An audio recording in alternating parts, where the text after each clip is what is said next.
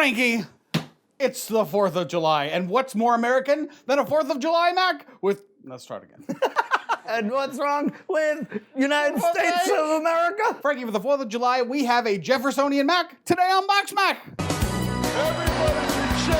That's what I call a close encounter. You can be my wingman anytime. Bad Jefferson bastard, I read your book. Free, think to speak. Looks like a delicious mac here, English. This is inspired by the way that it would have been prepared for Thomas Jefferson in the White House oh so long ago. Thomas Jefferson, as you know, or may not know, was instrumental in bringing macaroni to the United States, and he loved it. And didn't we learn that macaroni was actually just what the English called that kind of pasta when they traveled to Italy? Yes. They were called macaronis because when they left England, they toured Europe and brought back this totally amazing new pasta they discovered in Italy. It was, macaroni. They even thought macaroni was cutting-edge cuisine. Thomas Jefferson got into macaroni before he was in the White House, but once he was in the White House... Was this when the White House was in Pennsylvania and Philadelphia before they moved it to... I wasn't paying enough attention. With only 3 cooks left in the kitchen. Oh, this is a mess. Keep rolling. I'll get it. We just gotta wait. Should I time that to the War of 1812 overture? Oh no! Oh no! Oh no! Oh no! He's a little distracted. You'll need to reset. We can't go from here. There was no trouble. Somewhat based in tradition is to boil the macaroni in half milk, half water. However, you do have to continuously stir and watch it and monitor the heat. And we did not because we were doing the intro. So the milk's gone. So what are we gonna do? We're gonna boil it in water. All right, so tell me more about Thomas Jefferson. It was his daughter who came up with the idea to add imported cheeses on top of the mac, mostly imported cheeses from Italy, and layer them back and forth between pasta and cheese and pasta and cheese and butter in between, stacked, and then bake it. Make a macaroni and cheese lasagna. Yeah, basically. Were the Rapid Macs part of her original recipe? They were. This mac is a little unusual in that it does not have much milk in it. Now it has even less. It's even less. But it does have a lot of butter. Quite a bit, a stick and a half in this pound of pasta. Wasn't butter kind of scarce back then? No, butter was pretty common. Yeah? It was You just had definitely to pretty churn common. it. Yeah. Butter was pretty common, and cheese was fairly common. In past years, our 4th of July specials have been like the mix-in cookout. Yeah, that's a little bit different. This year we're going colonial. We're just mixing in a bit of history. Yes, you'd be a good headline writer. Yeah. Aladdin doesn't grant any wishes at the box office. It did pretty well, though, didn't it? Yeah. Aladdin granted all of Disney's wishes. Yeah. Passion of the Christ nails it. Didn't we? These are totally the ones you'd read in Variety, by the way. Lord of the Rings is Lord of the box office this week. Yes. Godzilla is king of the box office Yes. this week. Bohemian Rhapsody is queen of the box office this week. Oh, geez. You should totally work for the trade papers and write headlines. I read one and I'm so disappointed. Thomas Jefferson declares independence for this mac and cheese. Does he? So like I mentioned, we're gonna actually make layers, pasta, cheese, butter. I'll crush the Cheetos. There's no Cheetos. And no breadcrumbs. Breadcrumbs were not a part of dishes in that time. And no roux whatsoever in this. You mean tell me that Cheetos weren't brought over from East India? The East India Cheeto Company? Yeah. In the absence of good refrigeration. You just rolled fish and Cheeto dust And that kept it totally fresh. for the long sea voyages? Yes. Have you ever seen the movie Forgotten Silver by Peter Jackson? No. You would love it. Yeah. It's a mockumentary, but it's like an A&E Ken Burns style documentary about a New Zealand filmmaker who, it turns out, invented every step of film. Invented the tracking shot and the close-up and color I've film. heard of this. After an absence of 3 years, Colin Mackenzie returned from the West Coast and made an astonishing announcement. He would resume production of Salome, only this time he would work on a massive scale. The film would become a 4-hour epic with a cast of thousands. They do such a masterful job recreating different historical times of film, like this color process. The joke is that he was there when the Wright brothers first flew their plane, and he invented the first tracking shot by putting a camera on a bicycle. And it got a little bit of a War of the Worlds treatment. Like, some people thought it was a real documentary and thought that this great New Zealand citizen had done all of these amazing things. Flicked on the radio and there was talkback, and the first thing that we heard were all these people raving and ranting about this brilliant Colin Mackenzie and how absolutely sensational he is, and why has he not been heard of, and he's one of the greatest Kiwis that have ever lived. He shot the first ever film with audio, but unfortunately it wasn't in English, so nobody knew what they were saying and no one cared. He just forgot one thing. All of his subjects talking were Chinese. And while he'd figured out a way to record them, he didn't think of making subtitles. It was his fatal flaw. He developed this color film process, but he was trying it out in Tahiti, and some native women stepped into the shot, and their breasts were exposed, so he was charged with distributing pornography. An all-male jury deliberated for 37 hours, requesting repeat screenings of the film before delivering a guilty verdict. Perfect comedy. It was like slightly dry, but ludicrous at the same time. I've been slicing butter into pats. Why are they called pats? I don't know, Frankie. Patriots. Oh, New England Patriot butter. Tom Brady slices. You got any Brady slices up there? That's what we say in New England. They call them Pats most places, we call them Brady's. And then we kiss our sons on the mouth. While eating no tomatoes or eggplants. Is that his deal too? No nightshade vegetables, yeah. They should make like a new Snow White where he's the wicked queen who like is preserving his youth. So Frankie, today for 4th of July, we're gonna cook some Brady's. We haven't even talked about our hats yet. Is it just gonna... What hats? I said, I wanna see John in a bonnet.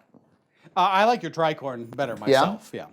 And of course, we've got Nina in the traditional chef's hat. You know, let me tell you, I prefer this hat to the chef's hat. Yeah? Yeah. You want to make this the new hat? Comment below if you want this to be John's new hat. So I always thought Gordon Ramsay was a fun watch. Yeah. I started watching a lot of YouTube compilations of him. Like there's an official Kitchen Nightmares YouTube channel. There's an official Hell's Kitchen YouTube channel. Yep. And they have like, 10 minutes of Gordon pissed. He's a very liberated human being. As we liberated ourselves from the English. Here's my chance to talk about a red coat right here on the show. There's this great clip from, I don't know, season 2 or something. Yep. Hell's Kitchen. That's the one where they have real executive chefs competing for like a spot at his restaurant. Yeah. This Southern lady, she's like, I have 6 boys. Nothing Gordon Ramsay can say to me. I gave birth to them naturally. I have had 6 sons. I had them all naturally. And if I can endure that, Hell's Kitchen's gonna be nothing for me. And just explain to me what it is, please. All right, what do we have? It's an undone focaccia bread. It's an undone focaccia bread. Undone. What does that mean, undone? It's not done. It means it's not done. He thinks she's trying to get cute with like deconstructed or like a focaccia reduction. With a sweet potato reduction. What the f? How do you reduce a sweet potato? I'll do the reducer. My favorite show of his is still Kitchen Nightmares, especially the British one. A lot of like egomaniacs in Britain. Yes. I mean, not to say there's not No, they were plenty in the America. US too. But there were also a lot of like sad, downtrodden, balding men with glasses who just really should not have been running a restaurant. Yeah. Like somehow He's yelling at them and they're like, I don't know. walking around meekly in their kitchen. I can't even. There's a great clip on Kitchen Nightmares. He's giving the chef a lot of crap for not knowing how to cook a scallop. He's like, oh yeah, you're gonna give me trouble for not being able to make scallops then? Yeah.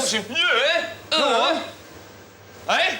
Go on. Yeah. Finish it then. Finish what? Shall I teach you how to cook a scallop? Or are you just gonna yell like a dick? Right, are you going to tone your voice down or are you Yes. going to shout like some dick? I'll shout like some d and then I'll calm down. Right. I'm gonna yell like a dick, and then I'd like you to teach me how to make the scallop. He's like, go down to the bookstore, learn how to cook scallops, and I'll run your fucking restaurant. I've heard that like almost all the places on that show have gone out of business. Yeah, in fact, I heard him say I stopped doing the show because it was too depressing. Yeah. You can't presume something that is in that much disaster is gonna reform just because somebody yelled at you. It'd be like if like my job as a person who doesn't do drugs is to like meet with drug addicts and be like, stop doing fucking heroin, yeah? Yeah. Why don't you go learn how to cook scallops and I'll do your fucking heroin. Plonker. Maybe they don't do heroin like while I'm watching. Yeah. And then I go away. And then they put their heroin in the microwave when you told them to put it in the oven, and then it's just that. You're storing your needles with your spoons. What the f? There was one where he was like, he found a dead rat at the entrance of the restaurant, and he just wouldn't stop. He was like, there's a rat! It's by the door. No. You paid for the exterminator? Sure. Get your money back. Okay, that's not funny. Stop watching our channel. Go watch old clips of Gordon Ramsay. All right, I'm gonna mix my 2 cheeses together here. We've got a sharp cheddar, and then we've got a combination of Parmesan and Asiago. Asiago? Yes. I love that cheese. What made you decide on that cheese today? You really wanted your macaroni and cheese to taste like a bagel from Panera. Yeah, the thing is, nobody really knows what the recipe was. We have a recipe for his macaroni dish. Don't let the milk overboil, you fucking donut. Still feel bad about it. How do you think it's gonna be? I think it'll be not super creamy. We won't be using this pan again, so I'm trying to get out every noodle. Ever? Yeah, ever. We're gonna throw it right in the trash. We're retiring this pan. A buttered dish here. I have buttered it. I think that's the first time we've done that on BoxMac, to actually smear butter all over the pan. Well, because it doesn't have a dedicated cheese sauce, it could stick. Remember that Full House episode where the kid shoved his head through the bars and the stairs? And they had to butter butter the kid? Are your hands relatively cleanly, freshly washed? Yeah. No. You ever you can kind of feel if your hands are dirty or not in a way? Yeah.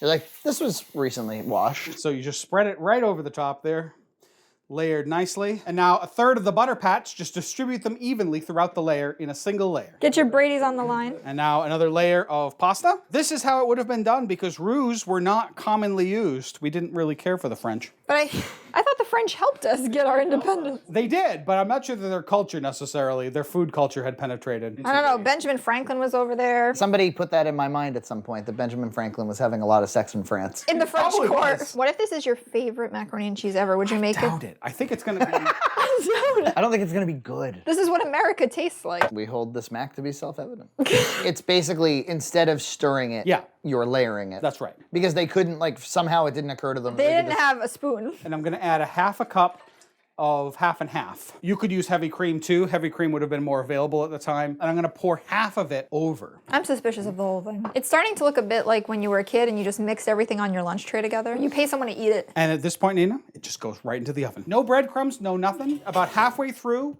we're gonna put the rest of this mix on. Apparently, Thomas Jefferson also popularized ice cream, French fries, champagne. That's a lot of French stuff so far. Yeah, and it's all because of his time in France. And Parmesan cheese. And that's why we have Parmesan in here today. He sketched a macaroni machine, and it looks just like an ancient Rapid Mac. He first served the delicacy at a state dinner in 1802. Yes. And that's really what popularized it. This nice layered macaroni. Yes. It looks... What would be not okay? Does it look edible? Yeah, I mean, it looks like macaroni and melted cheese. The interior looks pretty good. We're back. We're back. Pull that Mac. Pull that Mac. Pull that Mac. It's an undone Thomas Jefferson mac and cheese. It looks pretty good. Did this get salted even once? Yes. So the pasta water was oversalted. We used some of that salt back when we poured it over the top, and the pasta ended up extra salty. You're gonna need to add black pepper to cut the saltiness. Okay, Nina. This is the last time you ate proper mac and cheese. Very stringy cheese. I like it. Nina, you sure you don't want to try a little? No. Jeffersonian mac. Let's see what our thoughts are. I'm excited. It's really good. Yeah. It's really good. It's definitely a little different. It doesn't have the creaminess, right? Is it really, really buttery? Yes. Yeah. I think the idea is a more buttery, more Brady mac. Yeah. I think this is pretty tasty. Dude, it's good. Yeah, and it was actually really easy to make. Definitely a little bit different, not as super creamy. It's kind of elegant. I think I would like a little bit of black pepper on it. Well, by all means, Zach. Thank you, Zach. Thank you. Black pepper would be nice on it too, I agree. Thank you, John. Thank you. Yeah. I like that better. All right, let me have a little black pepper too. I'm going to sample it. Thank you, Frankie. Oh yeah, with a little Thank pepper. you. This is really good, actually. Yeah.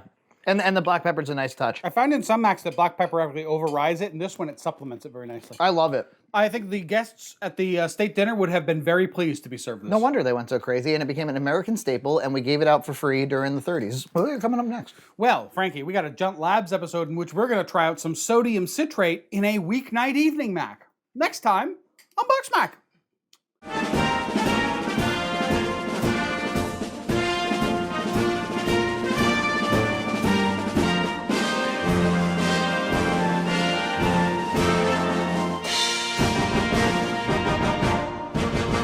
Plonker.